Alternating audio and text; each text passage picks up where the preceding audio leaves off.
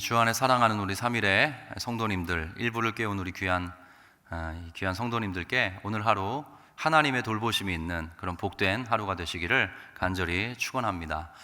우리가 함께 읽었던 이 베드로전서 5장 7절 한 절의 말씀으로 이 새벽에 은혜를 나누고 또 기도의 제목을 삼았으면 좋겠습니다. 여러분 잘 아시다시피 베드로전서는 이제 사도 베드로가 쓴 것입니다. 사도 베드로는 초대교회에서 일종의 아버지와 같은 존재였어요. 여러분 잘 아시다시피 12사도 중에 이제 수제자였지 않습니까? 그래서 사도 베드로는 마치 초대교회 모든 성도들에게 영적인 아버지와 같은 그런 이제 일종의 거물이었죠. 거물이라는 표현이 적절할지 모르겠지만 그만큼 존중받고 또 사랑받는 그런 목회자이자 이제 주님의 사도였습니다. 그런데 아시다시피 이 베드로전서가 쓰여질 당시는요, 로마 제국의 핍박이 점점 흉흉해질 때였습니다. 그리고 여러분이 잘 알고 있는 이름 중에 하나인데 네로 황제가 곧 엄청난 핍박을 이제 그리스도인들을 향해서 퍼붓기 직전입니다. 그때 이 초대교회의 아버지와 같았던 사도 베드로가 지금으로 말하면 이제 터키 지역쯤 되는데요, 소아시아 지역에 이렇게 머물러 있는, 흩어져 있는 귀한 믿음의 사람들, 초대교회 성도들을 향하여 그 아버지와 같은 마음으로 써내려간 서신이 바로 베드로전서입니다. 베드로전서의 가장 강조되는 내용은 핍박과 환란이 찾아올 것이다. 그러나 그때 흔들리지 말고 끝까지 산소망 되시는 예수 그리스도를 함께 붙잡자는 권면과 축복이 이 서신에 가득 담겨 있습니다. 그리고 그 서신을 쭉 써내려가다가 막바지 채 펜을 내려놓지 못하고 우리 초대교회 귀한 성도들에게 아비와 같았던 베드로가 한 절의 말씀을 나눠주고 있습니다. 바로 오늘 우리가 읽었던 말씀인데요, 너희 염려를 다 주께 맡기라. 이는 그가 너희를 돌보심이라. 사도 베드로가 그렇게 이야기를 해주고 있는 것이죠.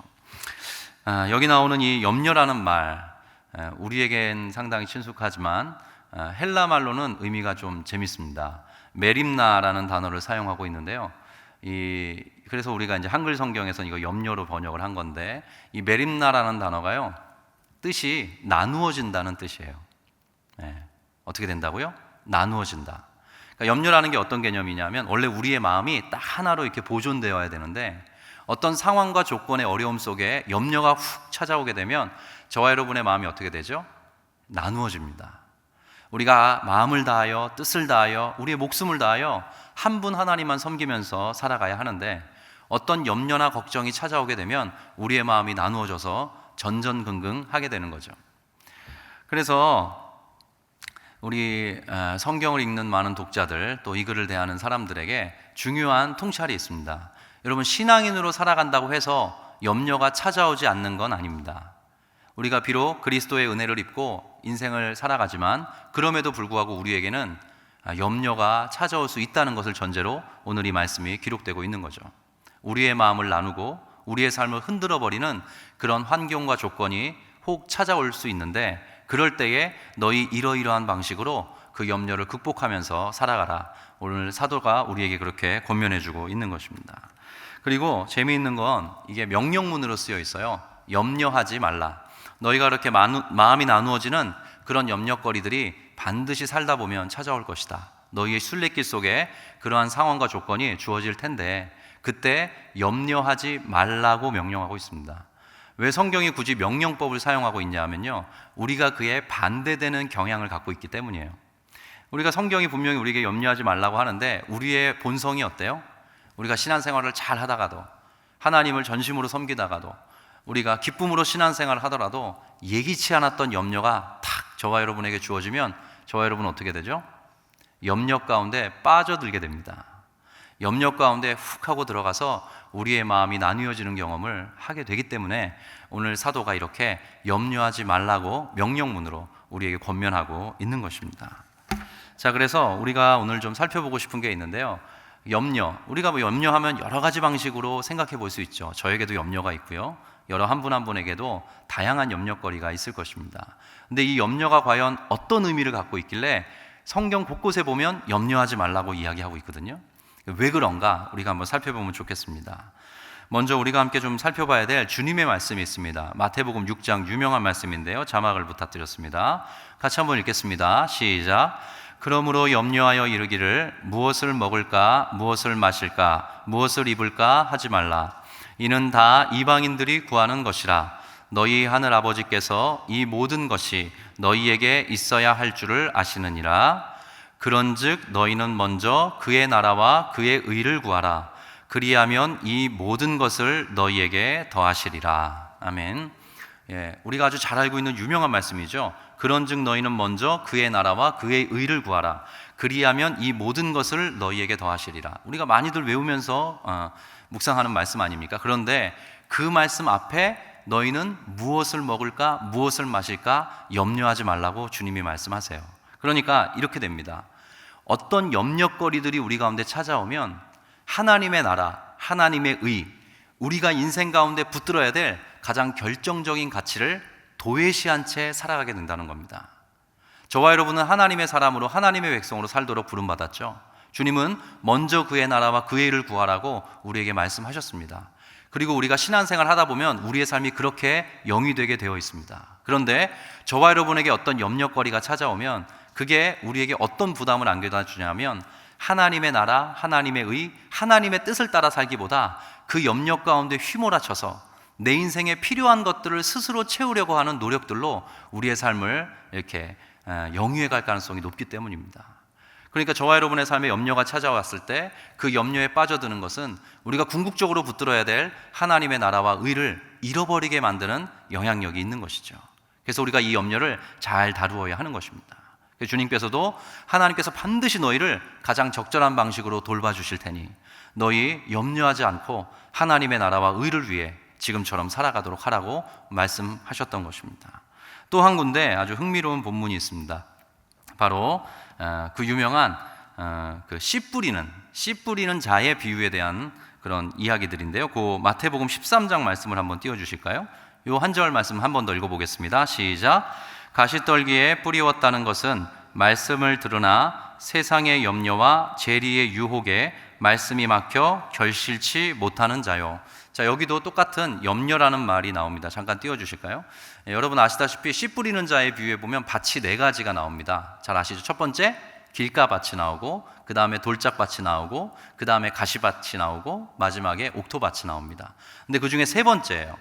가시떨기 밭에 씨가 뿌려졌다는 것은 말씀을 들으나 세상의 염려와 재물의 유혹에 말씀이 막혀 결실하지 못하는 자다. 주님이 그렇게 말씀하셨던 거죠. 제가 현대인의 성경도 부탁드렸는데 혹시 있나요? 네, 한번 같이 읽어보겠습니다. 또 다른 번역인데요. 시작. 또 가시덤불 속에 떨어진 씨는 말씀은 듣지만 이 세상 걱정과 재물에 대한 유혹 때문에 말씀대로 생활하지 못하는 사람을 말한다. 이렇게 번역하고 있어요. 그러니까 저와 여러분이 어떤 염려나 걱정과 근심에 딱 사로잡힐 때 어떤 일이 일어나느냐, 하나님께서 주신 은혜, 하나님께서 주신 말씀의 어떤 심령 속에 심어주신 그 말씀이 결실하지 못하게 만드는 부작용이 있다는 거예요. 그러니까 저와 여러분이 여러 가지 염려나 걱정에 사로잡히게 되면 하나님이 부어주신 많은 은혜, 하나님이 허락해 주신, 우리의 심령 속에 허락해 주신 그 많은 말씀들이 결실하지 못하도록 만드는 힘이 염려에 있다는 것입니다. 사실 이거는 슬쩍 우리의 삶을 반성해 보기만 해도 충분히 관찰할 수 있는 내용입니다. 그래서 여러분 그 염려는 은혜를 좀 먹습니다. 염려는 은혜를 가로막아요. 염려는 하나님께서 우리 마음속에 뿌려주신 그 말씀을 우리가 충분히 그 말씀에 사로잡히지 못하게 만드는 파괴적인 힘이 있습니다. 하나님을 위해 살지 못하게 하고 하나님 안에서 선한 결실을 맺지 못하게 만드는 것이죠. 매우 치명적인 영향을 줄 수 있는 정서입니다. 사실 좀 우픈 이야기 하나 하겠습니다. 제가 삼일교회에 부임을 해서 벌써 시간이 좀 지났습니다. 근데 삼일교회 부임을 해서 세 번째 아들을 낳았어요. 그래서 저희 아내가 낳은 거죠. 근데 막 아침 저녁으로 대청진 그때 한창 신방을 많이 좀 했을 때인데 새벽에 나가서 저녁 늦게 보통 들어갔습니다. 근데 아들은 셋이고 우리 아내의 팔은 둘이라 밤마다 전쟁이에요. 한쪽 팔은 늘 막내 아들 차지였어요. 아직 돌도 안 된 애기였기 때문에. 다른 한쪽은 하루는 첫째 아들이, 그 다음 날은 둘째 아들이 이렇게 번갈아 가면서 엄마 팔베개를 하고 자는 거예요. 한쪽은 늘 막내 차지니까. 그래서 어느 날 밤에, 그때도 한 11시쯤 들어간 것 같아요. 들어갔는데 자고 있더라고요, 온 가족이. 그래서 안방을 살짝 불을 켜봤어요. 그냥 옷을 벗고 이렇게 정리를 해야 되기 때문에 살짝 불을 켰는데 그날도 그날 있었던 그 특별한 광경이라고 해야 될까요? 그 모습을 잊을 수가 없어요. 그날은 막내는 한쪽에 늘 왼쪽 팔에 이렇게 안겨서 자고 있었는데 그날은 첫째 차례였던 것 같아요. 그래서 첫째 아들을 이제 아내가 팔에 안고 막내를 이쪽에 안고 자고 있는 거예요. 보통 그러면 엄마 팔을 차지하지 못하는 아들은 그 옆에서 잡니다. 근데 저희 이제 첫째 막내가 이렇게 자고 있는데 둘째가 좀 저돌적이에요. 그래서 둘째가 어떻게 자고 있나 봤더니 엄마 배 위에 올라가서 자고 있는 거예요. 그래서 아내가 그 세 아들의 뒤엉켜서 막 이렇게 자고 있는데 순간적으로 재밌는 거예요. 제가 그러면 안 됐는데.